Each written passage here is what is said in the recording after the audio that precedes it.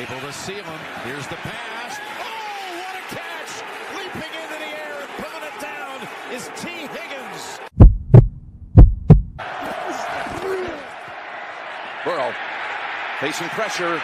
Goes over the top. Wide open is Chase. And he splits the defenders for the touchdown. Goes out next line.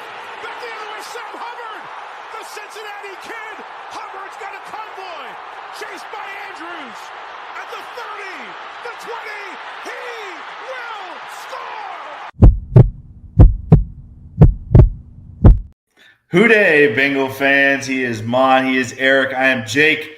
This is the Bengals Pulse, the heartbeat of our Cincinnati Bengals. Boys, we are 1 week away before training camp, right around the corner. Very exciting stuff. Preseason will be here before you know it. We are going to dive into the roster on the defensive side of the ball tonight. But before we do, Mon, how's your week been, bud? Good. I'm doing really well. Everything's good. Just, really excited. The Ravens started camp today, so NFL season to me has started. Bengals next week, and I'm really excited. Just got that little nervous energy because football season is really about to start. Yeah, it's exciting. Eric, how about you? How's your week been, bud? Week's been good. College football, the new college football game just came out, so I had to rush home to get my butt handed to me by my son. Disclaimer, I was kicking him. He was Colorado. I was FSU, and then he switched to Alabama, and that was the end of that. So pretty cool. It's been 11 years since that game's been out, so there's a lot of fans really, really hyped for it. It's nice to have that little nuance to play some college football out there and not just Madden every year. So no, it's been a while, and it's been very hyped up. It's all you hear about is the college football game.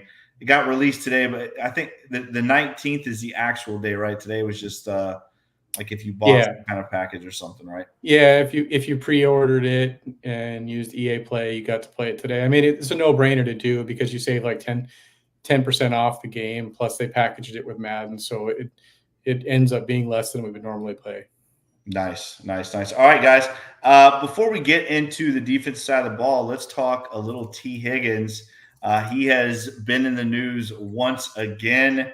Now Ian Rappaport all of a sudden has all the facts and is reporting that he's playing on the franchise tag, which we all knew was the case and has been the case pretty much the entire time.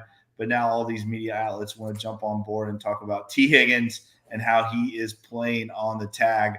Real quick, guys, I want to ask you, the media out there is basically saying that this is a one-year thing and T will be hitting the market in free agency next year. If he does, he will probably be the top free agent player, I would think, at least receiver in the market. I don't see it happening, though.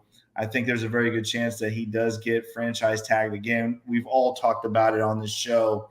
What are your thoughts real quick, Mon, on T Higgins, the situation? Obviously, this is something that's been drawn out for a long time. I feel like we've talked about it until we are blue. But what do you think? Is T going to get re-tagged next year? Is there a chance that he gets re-signed? What are your thoughts? I hope they do re-tag him because and trade him. If he's not in the future plans, I want him to be able to control his destination. I don't want him to go to the Chiefs or a competitor and we have to play against him. I don't know how it's going to shake out. I could see that happening, but I'm a little frustrated with the Bengals on this one. Out of everybody that was franchise tagged this year in the NFL, the Bengals are the only one that didn't strike a deal. Every other team, every other player got a long-term contract. T. Higgins is a good player. I think he is deserving of one. I know he was nicked up last year. A lot of it had to do with his contract and uncertainty, not wanting to play or get really injured. He's going to be a Bengal. He's going to have to play hard. And, because people are watching, if he wants that big contract next year with the Bengals, he could be a Bengal. I mean, if something catastrophic happens, one of our other elite receivers, maybe the Bengals say, hey, we'll give you 25, 26 million, whatever he wants. But I'm going to say it, man. It's a poor look for the Bengals. Everybody else that was franchised got a contract, not in Cincinnati. And I hate that. We're better than that. And I think they could have handled it a lot better. That's an interesting take, one that I don't think anybody would really disagree with, except for the fact that obviously Jamar Chase is top priority when it comes to that room. I mean, we're all T Higgins fans here. The money is there. I think we all feel the same way. Going to be interesting to see. I agree with Dylan. I think and you too, Mon. I mean, if the Bengals are not able to re-sign T, they have got to get something for him next year. And again, hopefully he comes out and has the best year of his career. And obviously that compensation goes up a little higher. I want to say real quick, thank you guys so much for jumping on tonight. We appreciate you guys. Thank you so much for tuning in to the Pulse. Eric, what do you think about that T situation real quick? What are your thoughts? Is he going to be a Bengal next year as well, or is this the last season for T Higgins? No, I mean, I don't think he will be, based on how these contracts have played out and based on his agent. It would take a radical shift in methodology for the Bengals or for Higgins' agent, and we just don't see that from Mulligetta. I definitely think the Bengals are tagging him next year and controlling where he goes, and that'd be the best case scenario for us. We don't, like you said, we don't want him to go to the Chiefs. We don't want him to go to the Ravens, Steelers, or Browns. I think it is a little unfortunate how it's reported in the national media. Brandon Ayuk is out there complaining, saying he wants to be traded. He doesn't want to play for the Niners. He's playing on a 5th-year option, making $14 million a year. But nobody is out there talking about him like they're talking about T. It's just it's still the way they treat the Bengals in the national media. It's so frustrating because, there's so many contract situations out there like this. And it's just the Bengals still have that cloud hanging over their head until they break out of this. Maybe it's until we sign Jamar. We're still going to be seen as the Bengals don't want to pay. I mean, we got the highest paid quarterback in the NFL. It's just frustrating how that's still hanging over our head. And I don't know. We'll see. I don't know. I hear you. That's a good point. And I think the national media is unfair to the Bengals. But I disagree with you. They own it. They own this. Other teams have signed multiple wide receivers to big contracts. This is the new Bengals. This is the new Bengals. This isn't the Bengals that play hardball with Carl Pickens and all these other guys and or these horrible contract situations. When you got Joe Burrow, you got a Super Bowl window. T Higgins scored 2 touchdowns in the Super Bowl. Yeah. T Higgins got us to T Higgins doesn't have the stats of Jamar Chase, but T Higgins is an integral part of this offense. When the Bengals are clicking, T Higgins is important. And I think they could have handled it better. The Dolphins, there's so many other teams that find ways to pay their players. The Bengals have the money. It's just a philosophical thing. It's just I just think they could have handled it better. I just hate it, and I don't think they ever had any intention on giving him a contract. I think their goal was, hey, we're just going to tag him. We'll offer him 15, 16, 17 million. Maybe he signs it. They knew he wasn't going to sign it. And I think they're better than that, man. This is the new Bengals. They need to do better. But I don't think you can compare them to the Dolphins because the Dolphins haven't signed their quarterback yet. Yeah, they've got all these receivers, but Tua's not signed to a long-term deal. He hasn't got his extension. There's a lot of questions on his health there, but I don't know. I do think that there's going to be a point where all NFL teams are going to have to flip the switch on the guaranteed contracts, but I think it's all NFL teams, not just the Bengals. Tua's going to get a huge contract. He's not going to get Burrow money, but he's going to get 45, 50, almost $50 million. And they signed 2 wide receivers to huge contracts. So did the Eagles. I know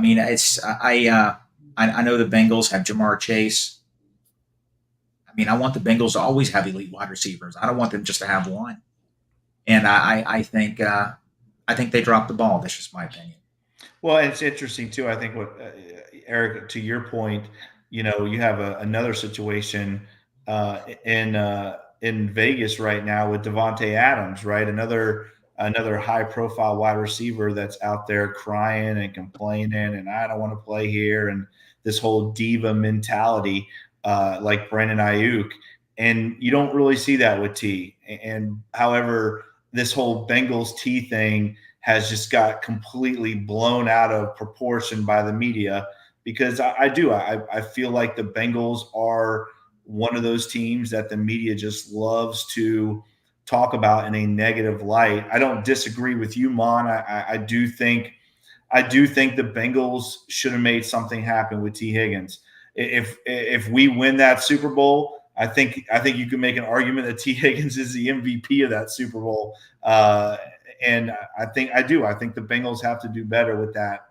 I get the whole Jamar Chase thing, but if I'm the Bengals, I'm making T Higgins and Jamar Chase the two top priorities next season, because I do think T needs to be a Bengal, and I think the Bengals need to make that a priority. Dylan says 25 to 30 million a season. Would you rather upgrade that on the O-line or D-line, or would you rather have T Higgins? That's a great question. Dylan, it depends on this year. It's going to depend on this year. Last week we said, and weeks before, we talked about the Bengals offense potentially evolving, turning into more tight end heavy, little more run oriented. If that happens, T Higgins, yeah, we might just move on with him. But currently, right now, all I know about the Cincinnati Bengals, they're wide receiver centric. They're a wide receiver offense. They're a three-headed monster at wide receiver, and I need a T Higgins. That's a fact. I don't know what Jermaine Burton is. I don't know what these tight ends are we just drafted. I don't know what Gesicki is. If they come out and they switch the offense, hey, let T move on. But right now, I need T Higgins. So it all depends on this year. We're going to see how it shakes out. If they're wide receiver centric and they're really focused on wide receivers, you have to pay them. And you know what? Some of these wide receivers that we're getting $22, $23, $24 million. I think T Higgins would have signed that contract last year.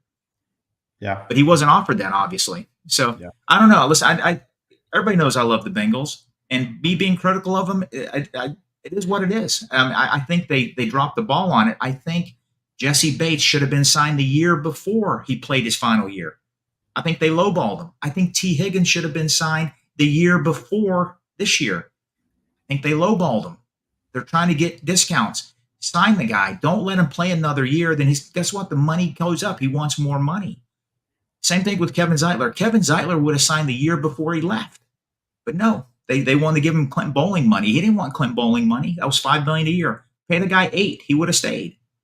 It took the Bengals 5 years to get a replacement for Clint Bowling. I know it's a different position, but it's just frustrating. Think about all the money and equity they spent trying to replace not Bowling, Zeitler. Look at that. I mean, they spent so much time trying to replace him. Sign a contract. I don't know. We'll see how it shakes out. This year is going to be the key, though. Good question, though, Dylan. Good question. Very good question, Matt. I love it. Fu Manchu. Matt, I'm going to use that. I'm going to use that now. That is Mon's new name, the Fu Manchu. Matt, that's great. That's good stuff. All right. Yeah, Fu Manchu. I will say this. With the receiver situation, we saw the same thing happen, with that when 2015 ended.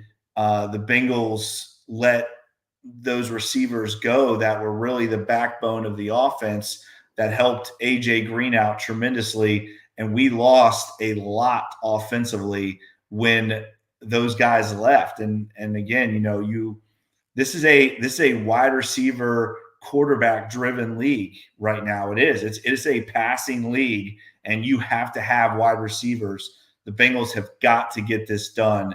There's no doubt about it. All right, guys, real quick. Eric, you were telling us the Browns kicker has signed a deal, 3 years, almost $16 million. The question is, guys, is Money Mac next? Is Evan McPherson going to get re-signed before this season kicks off? I say yes. What do you think, Mon? I think he will. Absolutely. I think it's going to be a done deal. I expect that to happen late August. He should be our kicker the next 10 years. He's that good. And I expected him to be a good player, but not as good as he's turned out to be. I mean, Money Mac is the proper terminology. I heard that Eric told us before we started the terms for the Cleveland Brown kicker. I just can't. That's a lot of money for a kicker to me. I mean, I guess that's the going rate. That's a lot of money. Yeah. I was the guy like, hey man, pay him $1 million. Come out and kick. I mean, that's a slap in the face to him. Yeah. Well, and the spread in kickers isn't that much. For those listening on the podcast that aren't here, 5.3 million average is of the seventh highest for a kicker. Dustin Hopkins signed today for 3 years, $15.9 million. So he's looking at $5.3 million average. The top kicker, is only getting $700,000 more. Justin Tucker and Jake Elliott are $6 million a year. So another Bengal draft pick. Wow. We're not going to talk about Jake Elliott. We're not talking about Randy. We're talking about Evan Money Mac McPherson getting $6.1 million a year. You got to do it. It's a no-brainer. I agree. Yeah, I think it gets done. I mean, I think you guys are right. Again, Money Mac, he's an integral part of this football team, and to me, Dustin Hopkins is not even in the same league as Money Mac. So, going to be interesting to see where Money Mac's contract kind of figures in. I mean, if you're telling me the best kicker in the NFL is only getting $700,000 more than Dustin Hopkins, it's going to be interesting to see where Money Mac falls. What do you think, guys? You think Money Mac is going to be higher or lower than Dustin Hopkins? I mean, you're talking about $5.3 million a year. That's a lot of money for a kicker. What do you think? I think he'll get more. I think he gets more. He'll get closer to 6. He won't match Tucker, but I think he deserves more than Hopkins. And I think he'll get a 3 or 4 year contract. The Bengals still have a lot of money under the cap. And don't forget, just to piggyback on this, the NFL expects their salary cap to go up $10, $15, $20 million a year over the next 3 or 4 years. So that's a lot of money. The more revenue the league brings in, the more the salary cap goes up. So a lot of these concerns we have with the salary cap, it's going to correct itself. That Burrow contract is going to look good in a couple of years. It really is. No doubt. So, well, and just to circle back, to circle back on that T's contract, if we would have just given him what he wanted last year, it would look like a steal now because the wide receiver market has just gone crazy. You're overpaying today is going to be a deal next year. So I think you got to give Money Mac $6 million a year. Yeah. And just one other thing about wide receivers, we talked about it before the draft. The college football, the way it's producing wide receivers now, I mean, teams are getting wide receivers. You can get them in the draft. And I know wide receiver salaries are skyrocketing. I could see them just plateauing eventually, just slowing down a little bit. Because if you want a wide receiver, you're going to get one in the draft. Daniel Jeremiah had, I think, his top 100 draft prospects. 19 were wide receivers. It's amazing. Yeah. So that shows you how the NCAA is really producing wide receivers. They're ready to play day one. And we saw the correction in the running back market here just happen the last couple of years. So wide receivers are booming right now. But, yeah, there's going to be a point where it corrects. So we'll see when that is. See. Agreed. All right, guys, let's get into the defensive side of the football. Last week we did the offensive breakdown. 19 minutes. 19 minutes. We wanted to make sure we stayed right on point with 19 minutes. About to talk some defensive ball here. All right, let's get into this because, again, guys, camp starts in a week. Right. And right now the Bengals are sitting at about 86, 87 players. They can get up to 90. There are still some roster spots available. Going to be interested to see what the Bengals do there. But let's break down this defensive side of the ball. Last week, we all agreed the Bengals keep 25 offensive players, 3 special teams players. That leaves us 25. I'm not a math whiz, but 25 guys on the defensive side on the ball. So let's get into this. Let's start D-line first, guys. Mon, how many are we going to keep on the defensive line? I mean, this is a very interesting roster move right here for the Cincinnati Bengals because, they kind of fluctuate D-line, defensive back right around that 10 player point. Obviously, the Bengals running a lot of 2 linebacker defensive schemes, so we're not seeing a bunch of linebackers on this roster. How many defensive linemen do the Bengals keep this year? What do you think? Defensive line, they're going 10. Okay, we're going 10. I don't see them going 9 or 8. It's going to be 10. Okay. Okay. So let's go through this. Let's go through this defensive line. Obviously, we know they're keeping Sam Hubbard. We know they're keeping Trey Hendrickson. We know they're keeping Miles Murphy. We know they're keeping Sheldon Rankins. We know they're keeping BJ Hill. Those guys, those 5 guys have got to be locks, right? I mean, there's no argument there.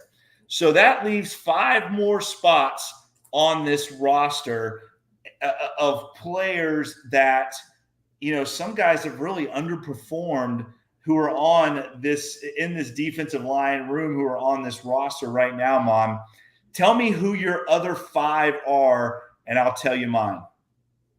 Okay, well, I know you just talked about it, but I just want to go through the starters. Hubbard, Hendrickson, Rankins, and Hill are going to be the starting 4. My reserves, I have 6 more reserves. Okay. I'm going to break it down. The last spot's going to come down to 2 players, and that's my dilemma with the defensive line. I got Murphy, Sample, and Osai making the team, all defensive ends.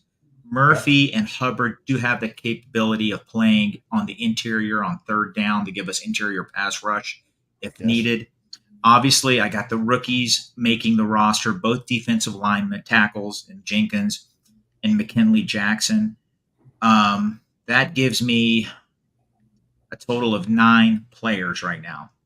So my final 2 spots are going to come down to these 2. I have Dominique Davis and Cedric Johnson, the defensive end we drafted from Ole Miss this year. His RAS score is through the roof. I think he could be a solid player for us, but the Bengals need another big body on that interior defensive line. And Dominique Davis gives us that. We only have one guy that's about 320, and that's McKinley Jackson, a rookie. So I think the final slot's going to go to Dominic Davis. Johnson, the rookie, hopefully makes it to the practice squad, but that's going to be my 10. Hubbard, Hendrickson, Rankins, and Hill as the starters. Murphy, Sample, Osai as reserve defensive ends. Jenkins, McKinley Jackson, defensive tackle, and Dominic Davis, defensive tackle. That's my 10. Okay. All right. Fair enough. I'm going to piggyback that a little bit. So I have Hubbard, Hendrickson, Murphy, Rankins, and Hill. Those guys are locks. I do think Sample and Osai both make this football team. Sample, obviously, a guy that can be moved inside as well, like you said, on third down, give it a little bit more pass rush from the interior.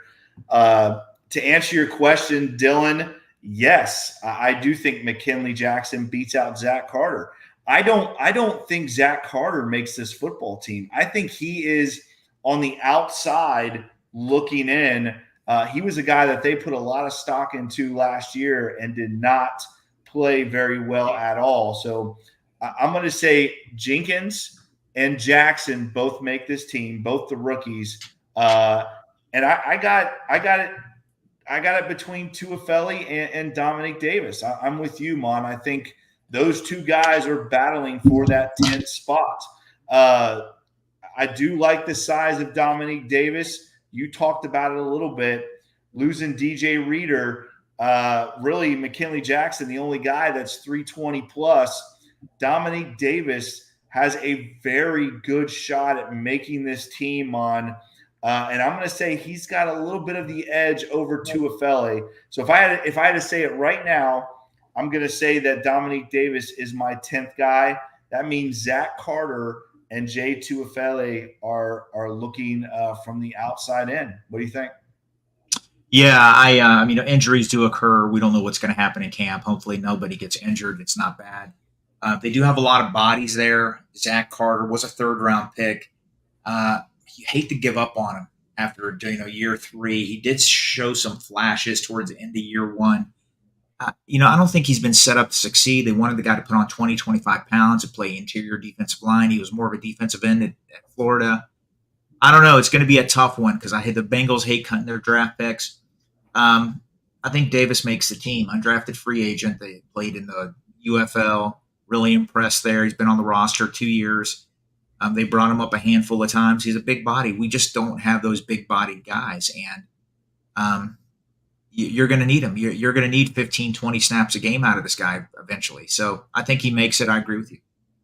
Yeah, I mean, really, McKinley Jackson. If you have to fill DJ Reader's shoes, why not do it with two bodies instead of one? I think that's what the Bengals are looking at there. Okay, so let's move on to defensive back.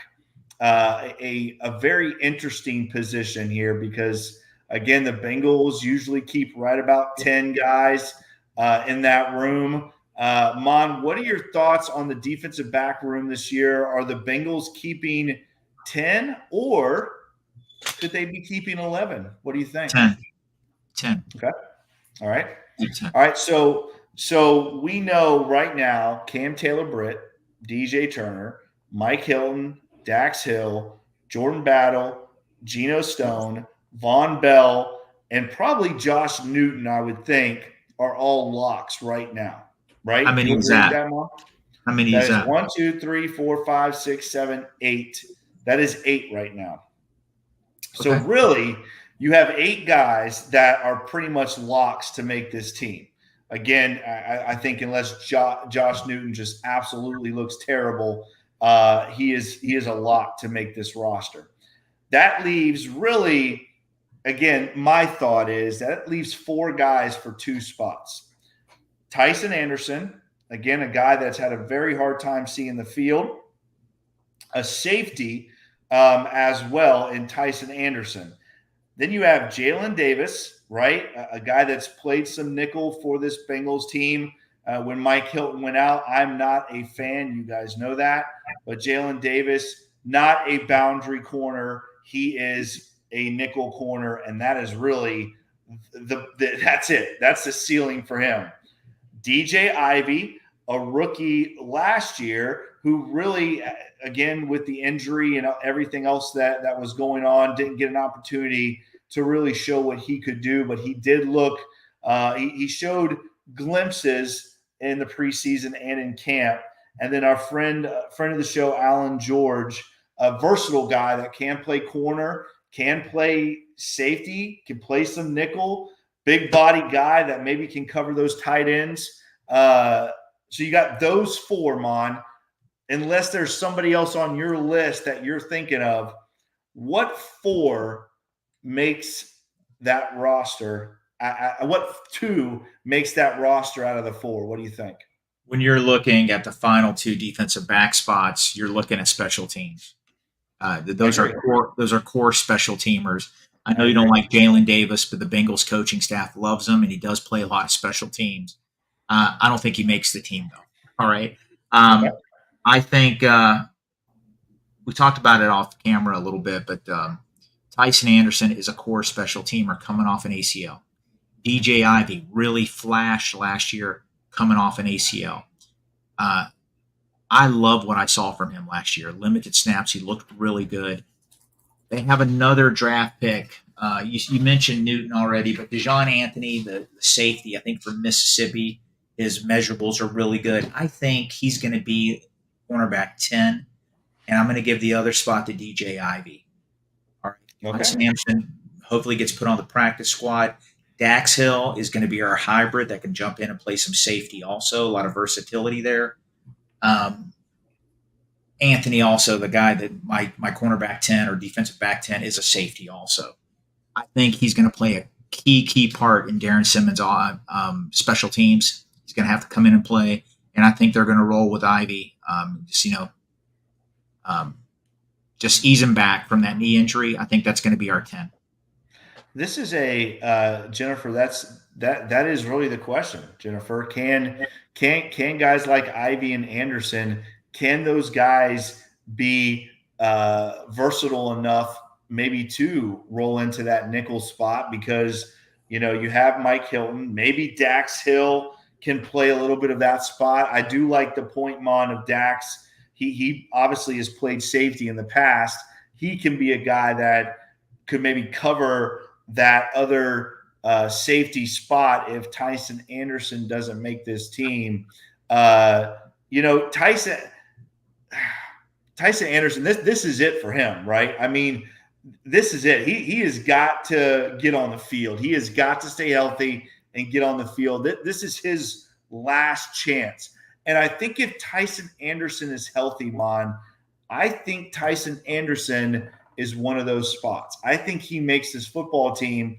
But saying that if he stays healthy, that's a stretch because he hasn't. He has not been healthy since we drafted him. But I do think Tyson Anderson makes this roster if he stays healthy. And I'm going to go with you, Mon. I think DJ Ivey makes this football team. He is a long, athletic, really a versatile guy. To your question, Jennifer, I think he can play nickel. I think DJ Ivey might be the backup at nickel to Mike Hilton. I think he takes Jalen Davis's spot. So I say Tyson Anderson if he stays healthy, and I like DJ Ivey. I think Allen George pushes for a spot too on this roster because, again, you talked about it. Darren Simmons is going to want special teams guys, especially those last two spots. Eric, Dylan asked you a question. DJ Turner or Dax Hill, who's going to be corner number 2? What do you think, Eric? That's a difficult one. We haven't seen Dax Hill play corner. I don't know that he did it much in college. I haven't watched really any tape of that. The NFL Network had the Houston Texans game on over the weekend, so I fell into the trap of watching that game. But what I did see was some really good plays by Turner. And I've been kind of down on Turner, hitting the rookie wall, hitting him. But he had some nice plays and some nice saves in that game. I do trust the coaching staff and how they're going to evaluate this and how they're going to decide. I think Dax Hill wins it. He's just too much of an athlete. But, I trust whoever they put out there. What I do think is whoever they put out there is going to have a short leash. They got a strong backup. And if mistakes are made, the other guy's going to be out there quickly. And I wouldn't be surprised if we saw kind of a rotation. They did that rotation when Cheeto was injured, easing the other guys in there and giving Cheeto rest. I wouldn't be surprised if we saw a quarterback 2 by committee. I sort of to go back on the debate on the slot corner. Hilton obviously the starter. I think Newton is going to be our backup there. I think he basically takes Jalen Davis' spot, and then Dax Hill could also play that spot. I think Newton will eventually morph into the starter, and that when Hilton moves on in a year or two, if they sign him to an extension, that would be great. But I think Newton's going to be one of our better draft picks this year. I really have high hopes for him. Do you think he could challenge for cornerback 2 in a year or two? That's what he wants. I know he does. He's a confident guy, and his tape is so good. I think his body style and his physicality is more of a slot guy, and I think that's what's going to happen. I think that's what he's going to be. He's going to be Hilton when Hilton moves on. Okay, all right, fair enough. I do think I'm going to throw this out here. I do still think the Bengals re-sign Mike Hilton. I think he gets re-signed for another year or two. I think Mike Hilton will be back on this roster and retire a Bengal. Maybe I'm being hopefully optimistic, but I feel like that's going to be the case. Turner or Hill, man, if you're DJ Turner and Dax Hill takes your spot, you've got to be a frustrated guy, right? They move a safety over to that boundary corner position, and he takes your spot. Could be a frustrating situation for DJ Turner. It's interesting, guys, isn't it? Because don't you see a lot of similarities between DJ Turner and Dax Hill? I know I do, right? Both guys flashed. Sometimes they looked the part, and then they both kind of hit a wall in their career where they just looked like they didn't belong on the field at all. So going to be very interesting to see how that pans out with DJ Turner and Dax Hill. I'm going to say right now that DJ Turner is the starter. I think he beats out Dax Hill, and I think Dax Hill is a guy that they just he's probably the most versatile of the bunch, and he's a guy that they could rotate in at corner, at safety, at nickel. He's probably going to be that Swiss Army knife on the back end of this defense in Dax Hill. Thanks for the question, Dylan. We really appreciate that. 619, we talked about offense last week. He's asking if Mims can start right away. Let's not get off track, but real quick, I do want to let's answer this question. I think it's a good one. What do you think, Mon? Does Mims, can he start right away over Trent Brown? I don't think he starts right away. I think he plays a lot. I think he'll end up starting multiple games for the Bengals because Brown just hasn't been able to start 17 games. I don't think he starts the season as a starter. I think it's going to be Brown, but he's going to be our right tackle for 10 years. I agree. Eric, what do you think? Can he? Absolutely. Will he? Probably not. But it all depends on how this camp goes. We have heard, some of my friends are Patriots fans, and they say that he can have a little of his diva drama. And if the coaching staff is not down for that, they'll, pull that Band-Aid off right now and go to Mims. So, yeah, can he? Yes. Will he? 75% no. No, I think Trent Brown's a starter. I do think that Mims potentially could start if we needed him to, but I don't think that's in the Bengals' plans. I think, Mon, you're right. I think he will play a lot of football. The Bengals like to go to that 6 offensive linemen. So I think Mims will come in and play a lot of football, but I just don't see him starting over Trent Brown.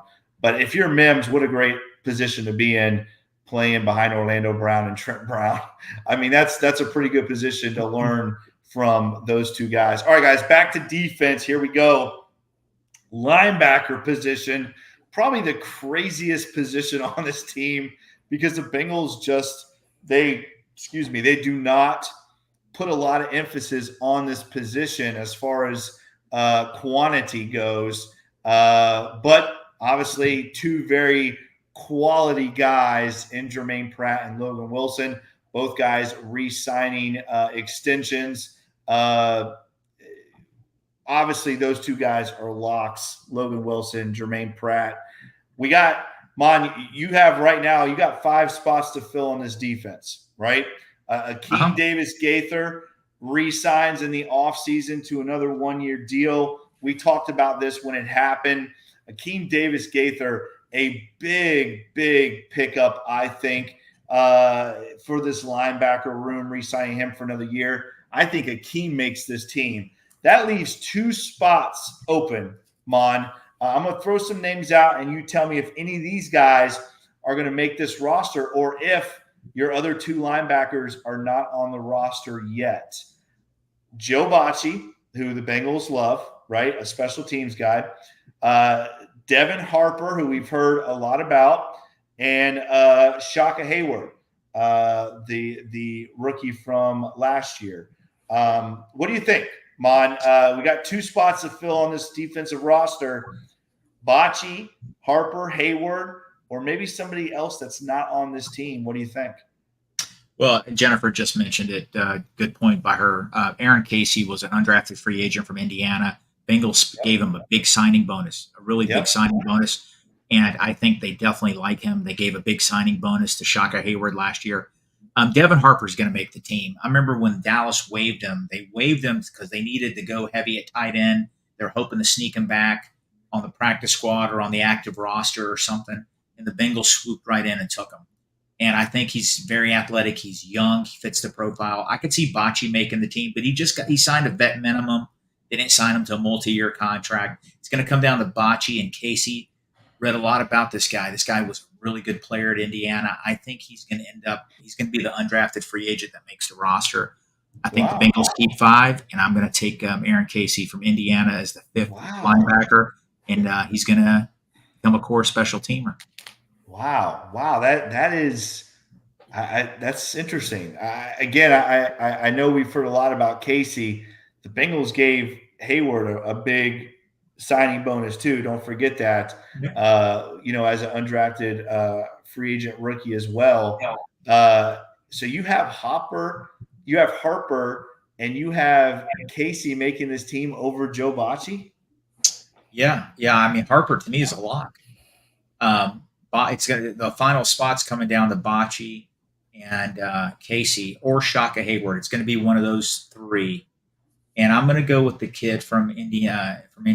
He had a draftable grade, nicked up a little bit his senior year. I forgot who spliced up his film.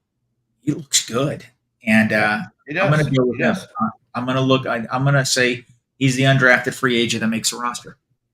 And man, what a crazy that would be insane if he makes this roster just because of the fact the undrafted free agent route is so difficult. Joe Bocci, a guy who has made some big plays for this Bengals football team. Obviously, Lou loves Joe Bocci. He has held on to him for the last couple years. I'm going to say Joe Bocci makes this team. And I'm with you. I think Devin Harper makes this team. We have heard so much talk about Devin Harper and how much the Bengals love this guy. I do, Mana. I agree with you. I think Devin Harper makes his team. I think Joe Bocci makes his team, and I think Casey and Shaka Hayward hopefully make the practice squad if nobody swoops them up. What do you think? No, that could easily happen. It could fall that way. I just think Casey makes it. I'm just looked up his profile here. I was going to say, I just want to make sure I got it right. He was first team All Big Ten linebacker. It's pretty impressive from Indiana. So why the fall? Why the fall with If I think his senior year, I think he was nicked up, had a leg injury of some sort, didn't play as much.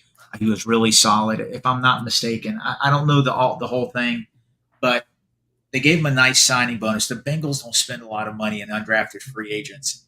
He had a lot of suitors out there. The Bengals got him. To be a first team All Big Ten linebacker, that's pretty impressive.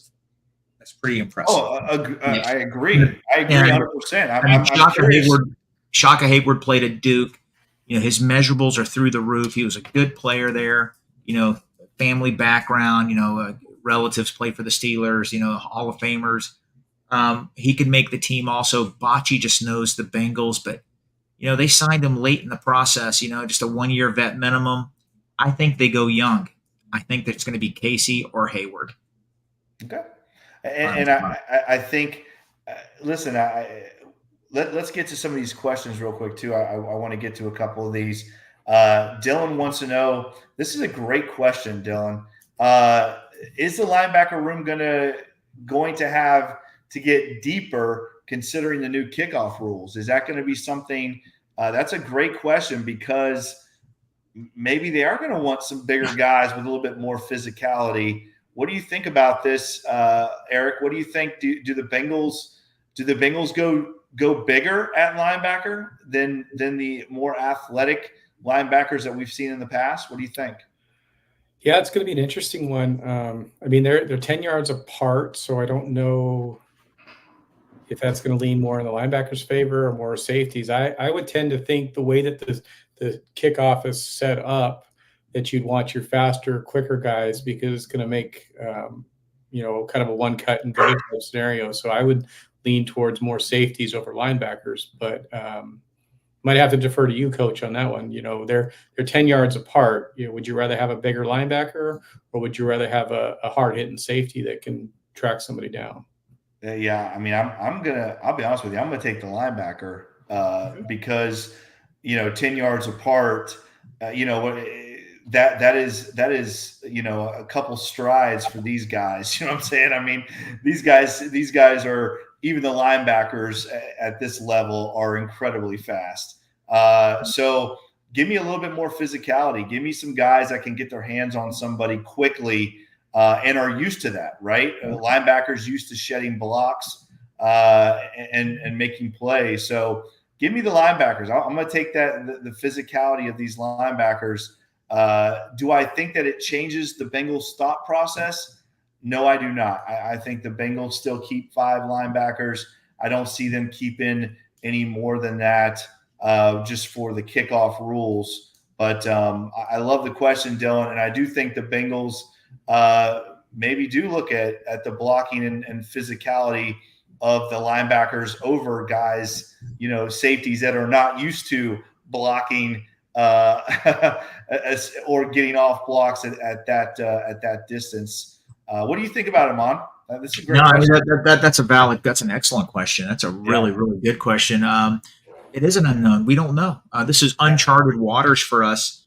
But wide receiver, I mean not wide receiver, tight end 4, running back 4, defensive linemen 9 and 10. These guys are going to have to be the big bodies that play on special teams a lot more than they're used to. I agree.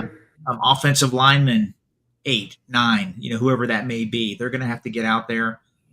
We talked about somebody that I didn't have making the team, but he's a 225-pound safety, and that's Tyson Anderson. Maybe he makes the team because he's a bigger safety.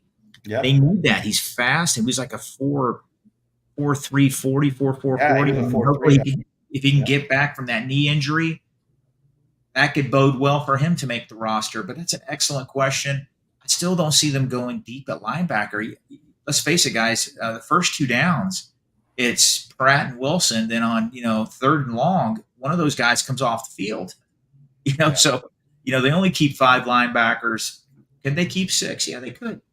But then we're going to obviously have to go light somewhere else. So we'll see. And I think Akeem Davis-Gaither really the perfect special teams guy, right? A linebacker that is fast and Harper can fly. Yeah, Harper too. Harper and Akeem Davis-Gaither are both guys that are going to contribute, guys that are physical and are fast. But great question, Don. I absolutely love that question. 619 wants to know, did the Bengals upgrade with Sheldon Rankins over DJ Reader? What do you think? He thinks they did. What do you think, Mark? 2 different players. They're totally different players. Rankins is a penetrator. He's going to come in and he's going to be more disruptive and going after the quarterback. We saw what he did to Joe Burrow in that Texans game. It was replayed again. He dominated that game. I think that was Kappa's worst game as a Bengal. Rankins just really gave him fits. DJ Reader's just a different player. When he played, the Bengals' rush defense was terrible last year. It was terrible when he would get a breather. He'd come off the field, DJ Reader, that is. There was a big drop-off there. I think they're approaching it a little different. They're going to have more bodies there, guys around 305, 310, rotate them a little bit more, keep them fresh. Lou Anarumo is going to have to adjust because, you can't replace DJ Reader. He's going to have a plan in place. Rankins is going to be a good player for us, but I think they're 2 separate guys. They are. I mean, DJ Reader obviously being a nose and Sheldon being more of that 3. It'd be nice to have them both on the field. We won't get into that, but maybe another situation where the Bengals drop the ball a little bit with DJ Reader. Can you imagine having DJ and Sheldon Rankins both on the field? That would have been nice. After we lost Larry Ogunjobi a couple of years ago, we saw what kind of havoc the Bengals just wrecked people with Ogunjobi and Hill and DJ Reader. But they are 2 different guys. As far as pass rushing goes, absolutely Sheldon is an upgrade over DJ Reader. As far as playing the run goes, I don't know. I think it's yet to be seen. Like you said, Mon, Sheldon Rankins did take over that Texans game and completely destroy our offensive line single-handedly. And that's probably the reason why he's in the stripes this year. It's one of those if you can't beat them, join them type of things. Last question before we get out of here, Eric. I'm going to throw this one to you. Jennifer asked, is Dan Pitcher going to take over the running back coordinator job from Frank Pollock? Let me just say, God, I hope so, Jennifer. What do you think? So I've been scouring the internet to see if there was anything any rumors to that or any comments, and I can't find anything. I do think that Dan Pitcher is going to put his stamp on this running game and on this offense. I don't know if that means that he's pulling that job from Frank Pollock. Hopefully, but I mean, you always got to have, the actual run game coordinator is going to have to be involved. He's involved in the blocking schemes. I do think that we are going to be shocked, pleasantly surprised when we finally see this Bengals offense and how much different that it is than Brian Callahan's offense. The biggest thing that you cannot sell short is that how close Dan Pitcher and Joe Burrow are. Absolutely. It's been talked about how they are glued at the hip. Dan knows what Joe likes, what he doesn't like. Brian Callahan was running his offense. He may have, heard Joe, but how often was he, going to change something based on Joe's opinion? Maybe 20% of the time. If Dan and Joe are that close, he's going to probably be more apt to design an offense that Joe likes. So hopefully that changes the running game scheme as well. Time will tell. I mean, this is Frank Pollock's hot seat year. That's not just offensive blocking. That's running, that's run game coordinator too. We have to see a giant leap in the run game efficiency, and we have to see a giant leap in our pass blocking. So it's a contract year. It's going to be. I'm sorry, AJ. I just want to ask you guys one final question. We talked about it the last couple episodes. They only have 87 roster spots right now. They have three roster spots available.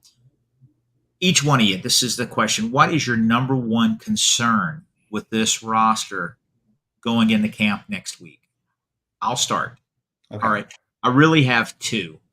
Okay, but I'm going to pick number one. Number one is interior offensive line depth. Okay. But 1B is a veteran cornerback.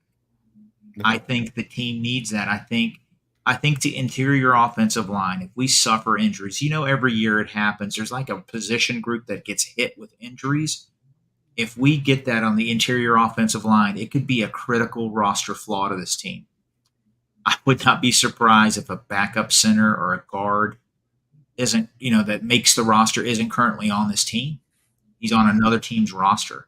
I could see a potential trade. We did that a few years ago. That got us B.J. Hill. Yeah. It's going to be something to monitor. I think that's two problems going into camp. I'm going to say for me, it's this running back room. I'm gonna be interested to see what this running back room looks like, and I think this is a great way to segue off of what Jennifer asked, because Dan Pitcher, I just can't see him sitting around and watching the same debacle that we've watched with this run game over the last couple of years. I think that's why Dan Pitcher came out and said right away that he's going to put his own stamp on this thing, because he has watched Frank Pollock run this run game into the ground. So I think this running back room to me is going to be very interesting. And I'm going to say, Mon, you said a veteran corner. I still think there's going to be a running back added to this roster, a vet running back that could end up making this roster and be the fourth running back.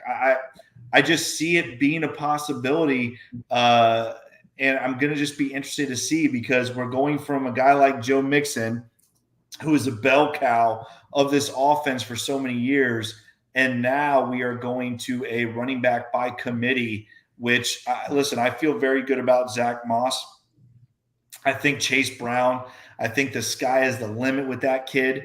But after that, it gets a little shaky, and I don't know. I think that fourth running back's still out there. So for me, it's going to be the running back room, see what these running backs look like. What do you think, Eric? No, I agree with both takes. I mean, bringing in a vet presence would be really big. Unknowns in Dax Hill, TJ Turner is still young, Fig Newt is still young. So I agree with that. But I do kind of lean to the running back. We've got Travion Williams, we've got Chris Evans. I would like to see us sign a couple running backs, and anytime you can upgrade your depth, you're going to get so much better. I'd like to see a roster without Chris Evans on it. He's proven that he doesn't have the trust of the team. Let him walk away, let him go get his fresh start somewhere, trade him. I think Jerick McKinnon is out there. There's just ability to upgrade. And if you bring in somebody, maybe it's somebody that's been in the league a few years and has a little tread on the tires, but if he's not the bell cow, he can come in and bring you some good downs. I mean, Dalvin Cook is out there, I believe, still. That would be something. I mean, it's your fourth fourth running back, or third, maybe fourth third, maybe third. I mean, That would be. Dalvin Cook. If Dalvin Cook comes in, I could easily see him, taking that third spot there. Going to be interesting to see. What did you say? Pushing Leonard Fournette, I think. Leonard Fournette. I've seen that too. Going to be interesting. What did you gonna say, Mon? No, I just want to, I'm just reminiscing about Mixon. I know we moved on. I'm excited about Moss. I'm excited about Brown. They're going to bring hopefully another dimension to this run game. But just remember, guys, I think Joe Mixon had 5 or 6 career fumbles his whole career. Yeah, I know. That is something that was special. And, that was well, and I think that's my point, Mon, is that the running back position, to me, that's the only position that you look at and say, all right, these guys have some big shoes to fill. I feel like that's the position. Tyler Boyd, losing Tyler Boyd, give me a young guy that doesn't drop the football, and Jermaine Burton. I love Tyler Boyd. I'm never going to talk poorly of him. He's one of my favorite Bengals for years. But Jermaine Burton, to me, is an upgrade over Tyler Boyd.